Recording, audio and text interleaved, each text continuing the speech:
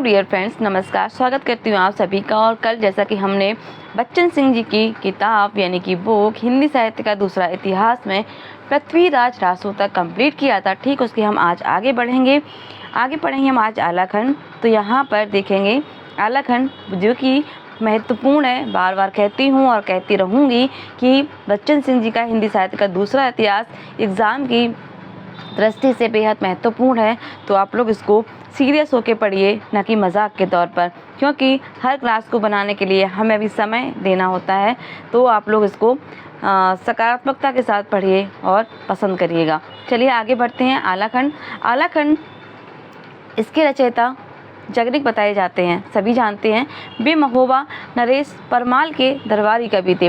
प्रश्न एग्जामिनर कई बार ये पूछ चुका है कि आलाखंड के रचयिता कौन है। जगनिक है। जगनिक का कौन सा काव्य संग्रह है, कौन सी रचना है, तो सब जानते हैं आलाखंड है। तो यहाँ पर अब नए दृष्टि से प्रश्न पूछना है तो ये भी तो हो सकता है ना कि महोबा नरेश परमाल के दरबारी कवि कौन थे। यदि आपको पता है तो आप बहुत आराम से बता देंगे कि जगनिक थे, ठीक है। आलाखंड का दूसरा नाम परमाल रासो भी है, ये सभी जानते हैं। उनका उपस्थिति काल 1173 ईस्वी कहा जाता है। जगनिक ने पृथ्वीराज रासो की तरह परमाल रासो लिखा था, जो कहीं भी उपलब्ध नहीं है। आलाखंड उसी का एक अंश है। आला उत्तर प्रदेश के बैछबाड़ा, पूर्वांचल तथा मध्य प्रदेश के बुंदेलखंड में निरंतर पीढ़ी दर पीढ़ी गाया जाता रहा है। लोककंठ में बसे इस लोकप्रिय युद्ध काव्य बैलेट को सन 1865 में फरकाबाद के तत्कालीन जिलाधीश चार्ल्स इलियट ने अनेक भाटों की सहायता से लिपिबद्ध कराया था। बेहद महत्वपूर्ण दो चीज़ें यहाँ पर, एक तो पहला नाम आया यहाँ पर चार्ल्स इलियट, इसको आपको ध्यान रखना है। 1865 फरकाबाद का तत्कालीन जो कलेक्टर थे, उन्होंने क्या किया था, आलाखंड को अनेक भाटों की सहायता से लिपिबद्ध कराया था उसका, ठीक है। उसके बाद वाटरफील्ड द्वारा ये ध्यान रखना है कि वाटरफील्ड ने क्या किया, चार्ल्स इलियट ने क्या किया। चार्ल्स इलियट ने तो इसको क्या किया था, लिपिबद्ध कराया था, ठीक है। किसको, आलाखंड यानी परमाल रासो को। और वाटरफील्ड के द्वारा क्या किया गया, आगे देखते हैं। वाटरफील्ड ने इसने अंग्रेजी में अनुवाद करवाया था। दोनों चीज़ें हैं, उन्होंने लिपिबद्ध कराया था और वाटरफील्ड ने इसको अंग्रेजी अनुवाद में छपवाया था। तो यहाँ वाटरफील्ड आलाखंड को पृथ्वीराज रासो का एक खंड मानता है। ये महत्वपूर्ण है कि आलाखंड पृथ्वीराज रासो का एक खंड है। ये कौन मानता है, तो वाटरफील्ड मानते, चार्ल्स इलियट नहीं मानते। ये ध्यान रखने वाली बात है यहाँ पर रासो के किसी भी रूपांतरण में इसका आवास नहीं मिलता। गिरिसन ने भी वाटरफील्ड के मत का खंडन किया है। आलाखंड में महोबा नरेश परमाल तथा उनके सामंत आला उदल के व्यक्तिक शौर्य का वर्णन है। यहाँ पर बात आई है आला और उदल, यानी कि दो ऐसे सामंत आला और उदल व्यक्ति थे जिनका वीर शौर्य वर्णन किया गया है। अब यहाँ पे बता दूँ आपको, महोबा ओरछा यानी कि झांसी में ओरछा जो मंदिर है, वहाँ पर आला उदल की दो प्रतिमाएं बनी हुई हैं। दो खम्भे के रूप में वहाँ पर वो चीज़ें बने कि दोनों भाई आपस में मिलते हैं। तो मैं वहाँ गई हूँ, मैंने देखा है महोबा नरेश, ठीक है, ओरछा में। तो काफ़ी अच्छा बना हुआ है वहाँ पर। मैं बहुत पहले गई थी, तब मुझे ये समझ भी नहीं थी साहित्य क्या है, आलाखंड क्या है, परमाल रासो क्या है, जगनिक का मुझे कुछ भी नहीं पता था। लगभग मैंने 12th पास के बाद में गई होंगी झांसी की तरफ। उधर मेरी बुआ जी रहती थी, तो हम लोग घूमने के लिए गए होते, तब मैंने देखा था। तो मुझे वो चीज़ें मुझे अब याद आती हैं कि ओरछा में आला उदल परमाल रासो का भी वहाँ पे एक मंदिर बना हुआ है, क्योंकि बुंदेलखंड झांसी उधर ही पड़ता है। तो यदि किसी का खंड, अब यहाँ पे महत्वपूर्ण बात ये है, यहाँ से देखेंगे कि पृथ्वीराज रासो का पैटर्न महाकाव्यात्मक है तो आलाखंड का गीतात्मक। यदि किसी का खंड हो सकता है तो परमाल रासो का। ये महत्वपूर्ण है यहाँ पर पंक्तियाँ बच्चन जी की हैं। ये कथन कि पृथ्वीराज रासो का पैटर्न महाकाव्यात्मक है तो आलाखंड का गीतात्मक, महत्वपूर्ण, इसको नोट जरूर कर लीजिएगा। यदि किसी खंड का हो सकता है तो परमाल रासो का, महत्वपूर्ण। आगे यहाँ से देखेंगे, आलाखंड में 52 छोटी बड़ी लड़ाइयों का वर्णन है। युद्ध के मुख्य कारण 3 हैं, विवाह, प्रतिशोध और भावना की लूट। हम ये सब देख चुके हैं आदिकाल में, और मोस्ट जो चीज़ें रही हैं वो ये रही, विवाह, प्रतिशोध की भावना और लूट, और या सुंदर स्त्री से विवाह करना। पृथ्वीराज रासो में वर्णित विवाहों, आलाखंड में उल्लिखित विवाहों में मौलिक अंतर है। रासो के विवाहों में अनुराग का भी रंग है, किंतु आलाखंड में विवाह युद्ध निमित्त है, केवल एक निमित्त का एक सहारा है, केवल भर है बस। इसमें रासो की तरह रूपाशक्ति और विलास के रंगीन चित्र भी नहीं है। देखो, प्रश्न बनने के लिए कैसे ही बन सकता है प्रश्न, यहाँ से ये ऐसे बना सकता है कि किस काव्यखंड में रूपाशक्ति और विलास के रंगीन चित्र नहीं मिलते हैं, तो वो किसमें है, परमार रासों में, और किस में मिलते हैं तो पृथ्वीराज रासों में। आला खंड में श्रृंगारिक वर्णन का एकांत अभाव है, कहीं कहीं उदल की रसिकता के संकेत अवश्य मिलते हैं। ये भी महत्वपूर्ण है कि आला खंड में श्रृंगारिक वर्णन का एकांत अभाव किसने माना है, तो बच्चन जी ने। आला खंड में श्रृंगारिक वर्णन का एकांत अभाव है, तो यहाँ पे केवल ये बताया जाए आपको कि श्रृंगारिक वर्णन का एकांत अभाव है, बच्चन सिंह जी ने किस ग्रंथ की ओर इशारा किया है, तो आपको परमार रासों यानी आला खंड पता होना चाहिए।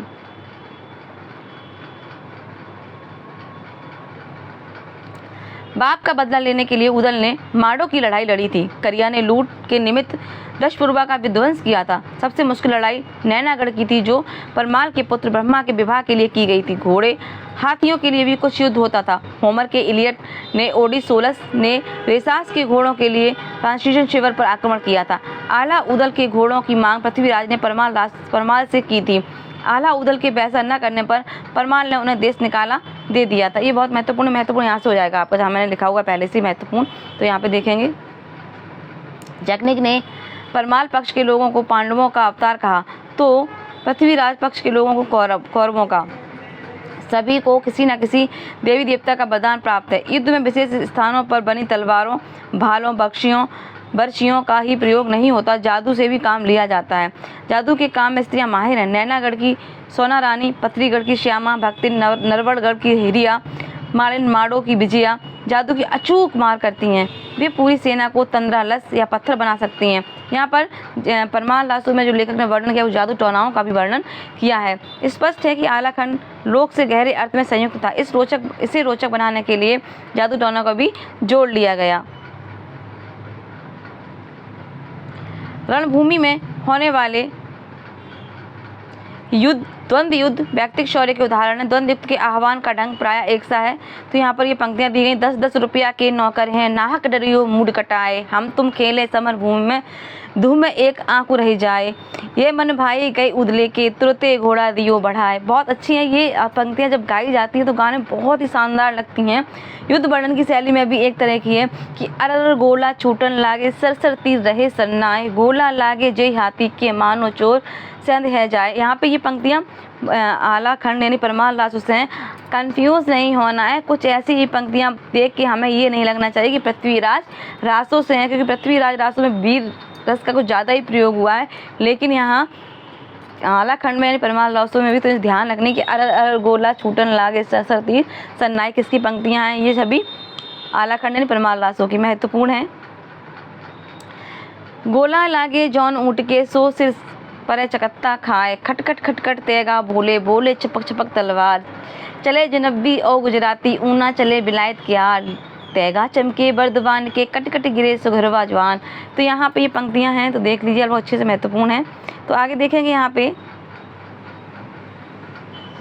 आला खंड की भाषा इस तथ्य की गवाही देती है कि ये बहुत परिवर्तित रचना है। अपभ्रंश या अवट से इसका कोई संबंध नहीं है। ये बच्चन जी ने माना है कि परमार रासों में अवट या अपभ्रंश भाषा का कोई संबंध नहीं है। ये क्या है, परिवर्ती रचना है, बहुत ही परिवर्ती रचना है। विलायत शब्द से प्रतीत होता है कि अंग्रेजों के आगमन के बाद 18वीं शती में रचा गया। आला उदल की वीरता की कथाएं लोक में प्रचलित हैं। किसी ने भाट ने इन्हें छंदोबद्ध कर दिया। जाति पाति की प्रथा भी संकीर्ण हो गई थी।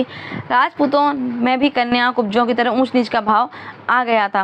पृथ्वीराज रासों में एक नैतिक स्तर है, पर आला खंड में नैतिकता को किनारे रख दिया जाता है। ये ध्यान रखना है कि किसने माना है, तो बच्चन सिंह जी ने कि पृथ्वीराज रासों में एक नैतिकता का स्तर है, आला खंड में उस नैतिकता के स्तर को किनारे रख दिया गया है।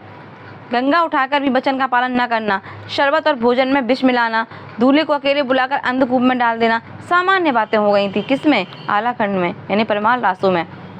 विवाह विकट कर्म था, आंधे मडिये भवरे घूमे, आधे झूमे चले तरिवार। क्षत्रियों की आयु का आदर्श था कि 12 बरस लकूकर जीवे और 13 ले जिये सियार, बरस 18 क्षत्रिय जिये आगे जीवन को धक्कार। तो यहाँ पे महत्वपूर्ण पंक्तियाँ ये LT ग्रेड 2018 में पूछी गई थी। मुझे तो पता नहीं थी उस टाइम, क्योंकि यहाँ तक मैं पहुँची ही नहीं थी, बस लेवल कुछ ऊपर ऊपर का ही था, डीपली कुछ पढ़ाई नहीं हुई थी उस समय भी। तो आगे देखेंगे यहाँ पर जो भी हो, आषाढ़ आया नहीं कि गांव गांव की ढोलक की थाप पर अलहतों के कंठ फूट पड़ते हैं। यानी कि आषाढ़ यहाँ पे जब गाया जाता तो आषाढ़ के महीने में जो आला उदल के गाने हैं वो गाए जाते हैं।